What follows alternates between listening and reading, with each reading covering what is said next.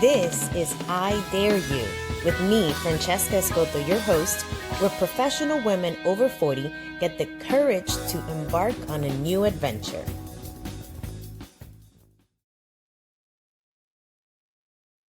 It's another episode, and today we are going to go deep into business plans.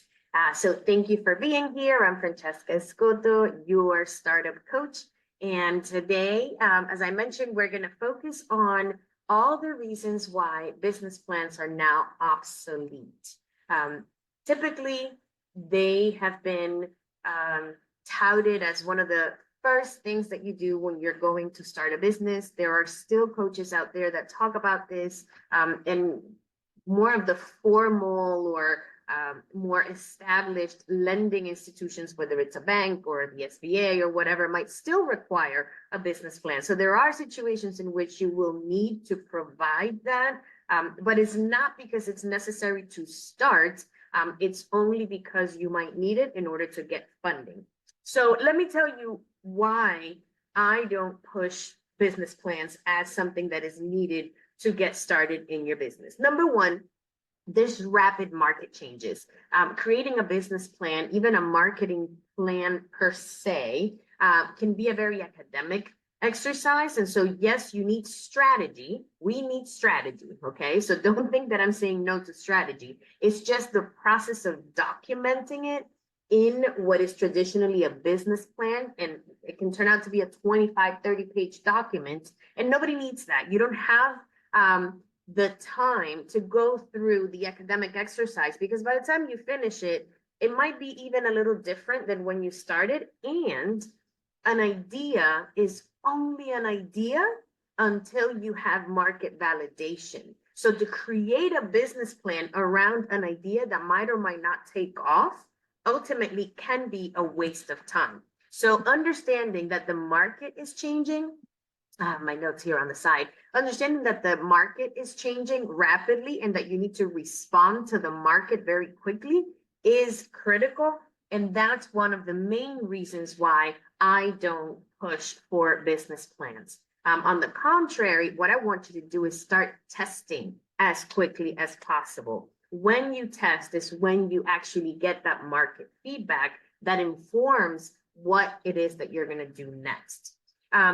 This is based in a lot of ways from my software background and helping tech startups launch software products, and using iteration and rapid prototyping to get their stuff out there in the world, and getting that real-time engagement with potential customers. This is also based on Lean Startup Methodology. It's a great book by Eric Ries. You can look it up, Lean Startup.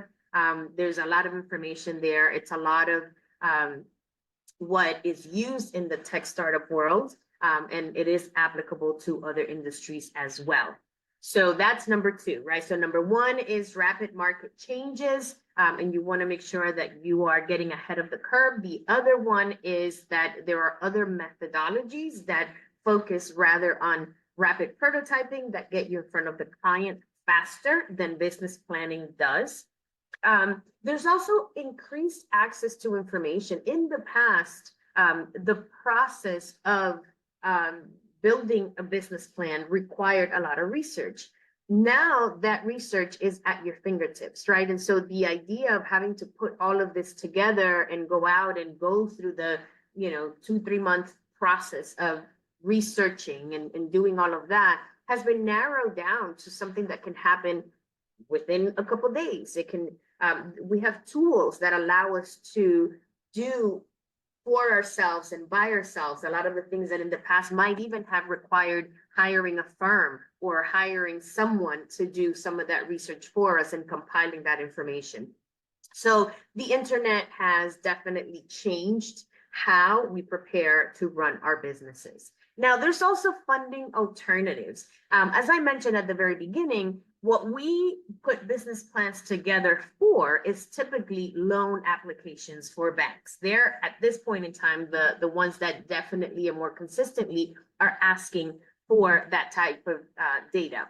Now, that's not the only source of funding that there is today. And so we have the opportunity to go to other types of funders. It could be something as simple as friends and family, or an angel investor. They still require different types of documentation, more of the legal stuff and how you're structured and how they would be business partners with you. So angel investors are different. But if you're just looking for access to some cash to do your rapid prototyping, you don't need to go to a bank and get a loan for $60,000, right? We're talking about small cash that can get you in front of clients very quickly. So now that we have access to alternative sources of funding, Indiegogo and GoFundMe and all of that, then the documentation required is much different and much leaner.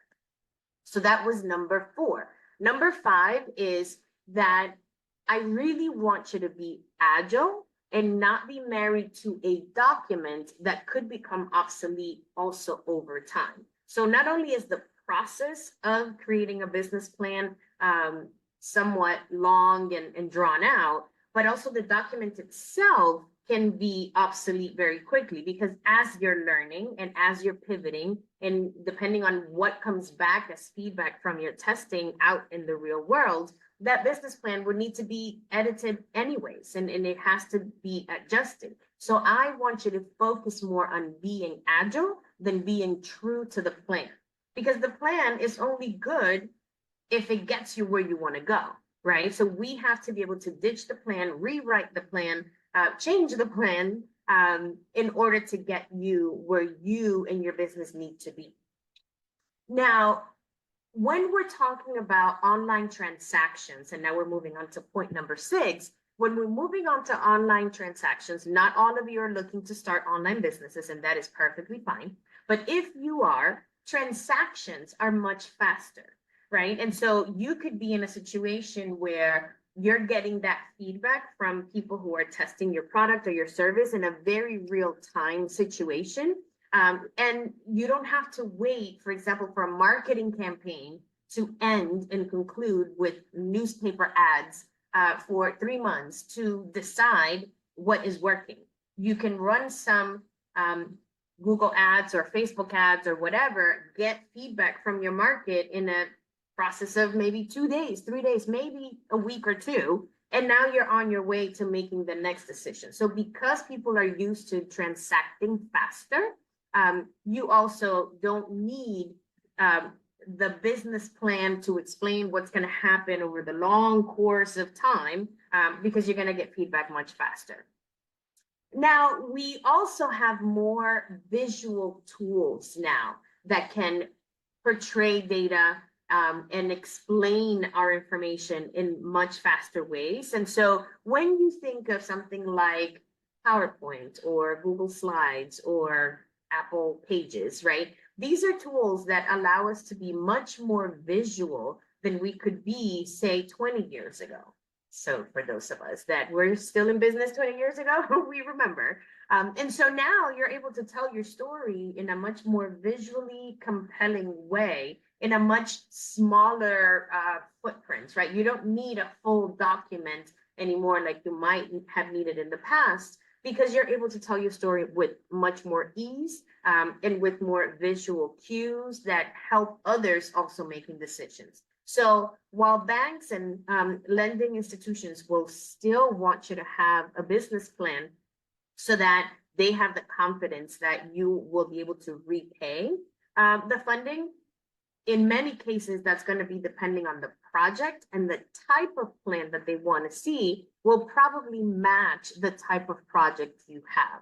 So say, for example, that what you're doing is commercial real estate. Well, you're going to have to pursue funding based on the project that you are trying to put together. And it's going to be based on how many tenants will you have in this commercial place, and what is the rent going to be, and is it going to be profitable, and will it be profitable enough for you to be able to pay back that commercial mortgage or loan, right? So it's very project specific. It's not a business plan that says, well, this is how I plan to be a commercial real estate person for the next 5 years. It's very specific to the one property that you're looking for funding on. And in the same way, say, for example, you're needing a car or a vehicle so that you could do X, Y, or Z with your business. Well, that vehicle is going to be evaluated on its ability to generate funding and to turn its return on assets, right? And it's basically that